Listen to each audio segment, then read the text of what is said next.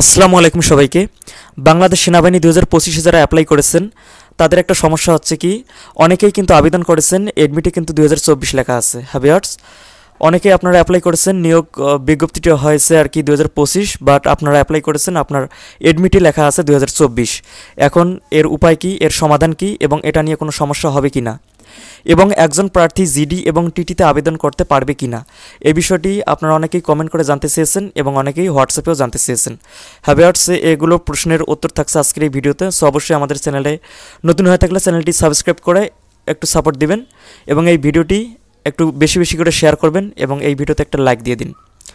So প্রথমেই আমরা জানবো একজন প্রার্থী জিডি এবং টিটিতে আবেদন করতে পারবে কি না। দেখুন, একজন প্রার্থী জিডি এবং টিটিতে আবেদন করতে পারবে, তবে টিটিতে আবেদন করতে হলে অবশ্যই আপনাকে যে টেকনিক্যাল ট্রেড রয়েছে ওইখানে কিন্তু আপনার সার্টিফিকেট থাকতে হবে, যে কাজে আপনি পারদর্শী বা টেকনিক্যাল ট্রেডে যে আপনার সার্টিফিকেটটা থাকা উচিত বা থাকা দরকার, সেই সার্টিফিকেটটা কিন্তু থাকতে হবে। তা না হলে কিন্তু টেকনিক্যাল ট্রেডে আপনি অ্যাপ্লাই করতে পারবেন না। আর জিডিতে তো এমনিতেই আপনারা সব কিছু ঠিকঠাক থাকলে আবেদন করতে পারবেন। জিডি এবং টিটিতে মাঠ আলাদাভাবে হয়ে থাকে, সমস্যা নেই। আপনারা যদি টিটিতে আপনার আবেদন করা যায়, আপনি যদি এরকম মনে করেন যে আপনার সার্টিফিকেট আছে, তাহলে আপনি টিটিতেও আবেদন করতে পারবেন। আর একটা কথা হচ্ছে, আবেদন করেছি কিন্তু এডমিটে 2024 লেখা আসছে কেন, এখন এর সমাধান কি, অথবা এটা নিয়ে সমস্যা হবে কি না। দেখুন, অনেকে কিন্তু অ্যাপ্লাই করেছেন 21 তারিখ, 22 তারিখ, 23 তারিখ, এই তারিখগুলোতে আপনারা অ্যাপ্লাই করেছেন, যাদের 2024 লেখাটা এডমিটে চলে আসছে। এটা হচ্ছে সার্ভার প্রবলেম।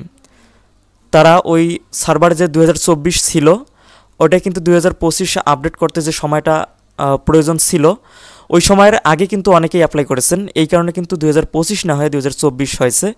সো যাই হোক, যারা এই সমস্যার ফেস করেছেন বা এডমিটটা অলরেডি 2024 হয়ে গেছে, সো কোনো সমস্যা নেই, কারণ বাংলাদেশ সেনাবাহিনীতে কিন্তু এডমিট কার্ড প্রতি বছরেই জমা নেয়, আর এই এডমিট কার্ডটি কিন্তু ফেরত দেওয়া হয় না। যেহেতু আপনার কাছে এডমিট কার্ড রয়েছে, সেটা 2025 না হয় 2024 হয়েছে, কোনো সমস্যা নাই, এটা সার্ভারের প্রবলেম। আপনি এই এডমিট কার্ডটি নিয়ে যাবেন, কোনো সমস্যা হবে না মাঠে, কারণ এডমিট কার্ড আপনার জমা নেওয়া হবে। সো এই ছিল আপনাদের প্রশ্নের উত্তর, যারা হোয়াটসঅ্যাপে জানতে চেয়েছেন এবং কমেন্টের মাধ্যমে জানিয়েছেন।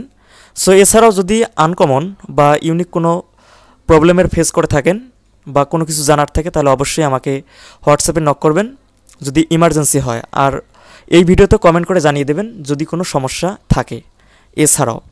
সো এই ছিল ভিডিও। এতক্ষণ আমাদের সাথে থাকার জন্য আপনাকে অসংখ্য ধন্যবাদ।